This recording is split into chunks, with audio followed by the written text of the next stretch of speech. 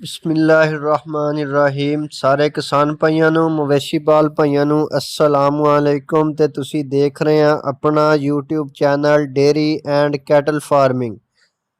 ਅੱਜ ਮੈਂ ਆਪਣੇ ਕਿਸਾਨ ਭਾਈਆਂ ਲਈ ਇੱਕ ਨਵੀਂ ਵੀਡੀਓ ਲੈ ਕੇ ਆਇਆ ਹਾਂ ਜਿਹਦੇ ਵਿੱਚ ਅਸੀਂ ਛੋਟੇ ਕੱਟੀਆਂ ਤੇ ਬੱਚੀਆਂ ਦੀ ਮੁਨਾਸਬ ਪਰਵਰਿਸ਼ ਕਿਸ ਤਰੀਕੇ ਨਾਲ ਕਰ ਸਕਦੇ ਹਾਂ ਇਹਦੇ ਬਾਰੇ 'ਚ ਅਸੀਂ ਮੁਕੰਮਲ ਤਫਸੀਲ ਦੇ ਨਾਲ ਗੱਲ ਕਰਾਂਗੇ। ਕੱਟੀਆਂ ਤੇ ਬੱਚੀਆਂ ਦੀ पैदा होने तो लैके पहली बार हीट तक आने की मुनासब परवरिश के बारे असी अज गल करांगे।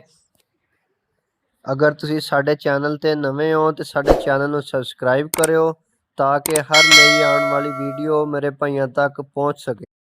तो अज की ये साडी वीडियो कटियां ते बच्चियां की परवरिश के बारे ये असी गल करांगे। तो साडियां बच्चियां या कटियां का कितना वजन हो जाए तो सानू उन्होंने गब्बन करवा लेना चाहिए। उन्होंने छोटे होंदियां सानू केड़ा काफ स्टार्टर इस्तेमाल करना चाहिए, आया सानू काफ स्टार्टर इस्तेमाल करना चाहिए या नहीं।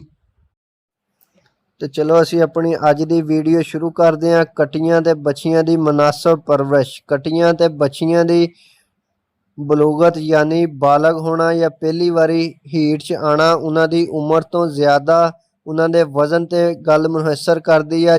जिन्नी जल्दी कट्टी या बच्ची अपनी नस्ल की माँ के तकरीबन 55 तो 60% वजन के मुताबिक हो जाएगी उन्नी जल्दी वो बालग ज़्यादा होएगी।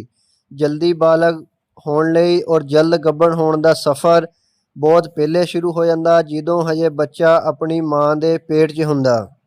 इस तो बाद एक होर पॉइंट आ दुध देने वाले जानवर का बच्चा देण तो कम अज़ कम सानू 2 महीने पहलों जानवर का दुध खुश कर देना चाहिए ताकि वह अपनी जिस्मानी सेहत नूं बहाल कर सके और पेट च पलण वाले बच्चे की भी ज़रूरत पूरी हो सके। बच्चे की पैदाइश तो 2 महीने पहले दुध खुश करना इस गल की जमानत आ कि अगले सूए दुध भी ज़्यादा होएगा और बच्चा भी सेहतमंद होएगा। पैदाइश के वक्त बच्चे का जिन्ना अच्छा वजन होएगा उन्नी ही जल्दी उसका वजन बढ़ेगा और जल्द पालग होएगा। जदों बच्चे की पैदाइश होई सानू अद्धे घंटे के अंदर अंदर बच्चे नूं बोली पिला देनी चाहिए। ये बहुत जानवर के बच्चे वास्ते अहम हुंदी आ। बच्चे नूं पहले ही हफ्ते सानू काफ स्टार्टर यानी छोटे बच्चों का वंडा शुरू करा देना चाहिए। सब्ज़ चारा हरगिज़ नहीं देना चाहिए। अगर असी सब्ज़ चारा देवांगे उहदे नाल बच्चे का पेट बढ़ जाएगा। अच्छा काफ स्टार्टर तुसी खुद बना सकते हैं। असी एक पहलों वीडियो बनाई आ छोटे बच्चों लई काफ स्टार्टर किदां दा होना चाहिए, किहड़ी चीज़ उहदे विच बच्चे लई अच्छी हुंदी है। काफ स्टार्टर देने का मतलब छोटे बच्चों नूं वंडे देने का मतलब कि उन्हां दे तकरीबन रोज़ाना की ग्रोथ दे विच फ़र्क आ जाता वा। बहुत ज़्यादा बेहतरी हुंदी है। तकरीबन 600 तो 800 ग्राम रोज़ाना वजन करता बच्चा और 16 तो 18 महीनों के विच अपने नस्ल के तकरीबन 55 तो 60% वजन के विच पहुँच जाता। फ्रीजियन गाइयां दियां बच्चियां अगर अच्छी देखभाल की जाए तो वह 12 तो 14 महीनों के विच तैयार हो के इन्ना वजन कर लैंदियां।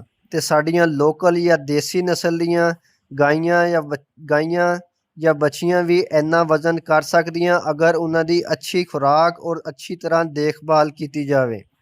सानू बच्चों नूं जल्द बालग होने लई पैदाइश तो बालग होने तक मुसलसल अच्छी खुराक का इस्तेमाल करना चाहिए। ऐसा नहीं कि पहले साल खुराक अच्छी नहीं और असी सोचिए कि 3 महीने अच्छी खुराक दे के असी वज़न पूरा कर लेंगे।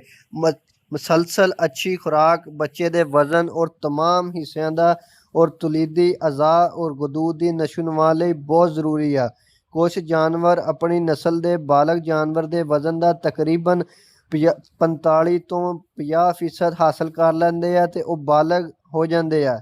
लेकिन सानू चाहिए जदों असी पहली बारी अपना जानवर गब्बन करवाइए उहदा वज़न कम अज़ कम अपनी नस्ल के 60% होना चाहिए। फ्रीजियन गाय या साडियां गावां मझां आम जदों 330 तो लैके 350 किलोग्राम दियां हो जाण असी गब्बन करवा सकते हैं। और साहीवाल दी गाय दी बच्चियां कोशिश करन कि वज़न 300 किलोग्राम तक हो जाए तो असी उन्होंने गब्बन करवाइए। तो ये सी साडी अज दी वीडियो। ਛੋਟੀਆਂ ਕੱਟੀਆਂ ਤੇ ਬੱਚੀਆਂ ਦੀ ਮੁਨਾਸਬ ਪਰਵਰਿਸ਼ ਦੇ ਬਾਰੇ ਅਗਰ ਭਾਈਆਂ ਨੂੰ ਸਾਡੀ ਵੀਡੀਓ ਅੱਛੀ ਲੱਗੀ ਹੋਵੇ ਤੇ ਸਾਨੂੰ ਕਮੈਂਟ ਕਰਕੇ ਲਾਜ਼ਮੀ ਦੱਸਿਓ ਤੇ ਸਾਡੇ ਚੈਨਲ ਨੂੰ ਵੀ ਸਬਸਕ੍ਰਾਈਬ ਕਰ ਦਿਓ। ਸ਼ੁਕਰੀਆ।